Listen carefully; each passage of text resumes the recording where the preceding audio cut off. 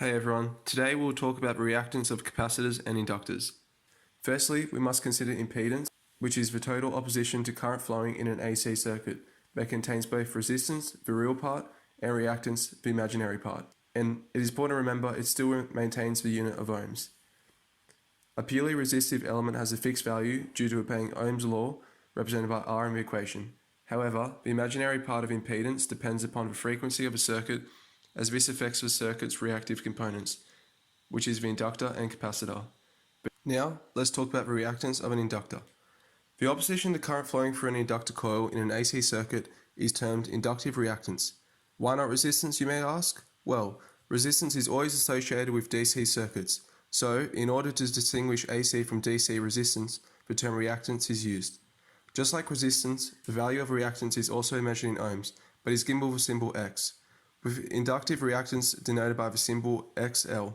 Its equation is shown here, where 2 pi f is equal to angular frequency, f is equal to frequency, and L is the inductance. By looking at the equation, it can be seen that if frequency is changed, the overall inductive reactance value will also change proportionally. As the frequency approaches infinity, the inductor's reactance would also increase to infinity, acting like an open circuit. And as frequency approaches zero, the inductor's reactance would approach zero as well and act as a short circuit. With this understanding, let's now solve a question. Using the equation for inductive reactance we just used, all we need to do is sub in the values to find the answer of 47.12 ohms.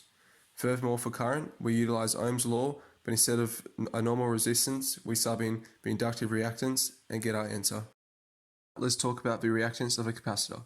As a capacitor charges or discharges, the current is restricted by its internal impedance. This internal impedance is known as capacitive reactance and is given by the symbol XC measured in ohms, and is defined by the equation shown.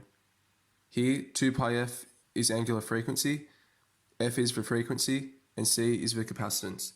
As can be seen in the equation, capacitive reactance is inversely proportional to the frequency.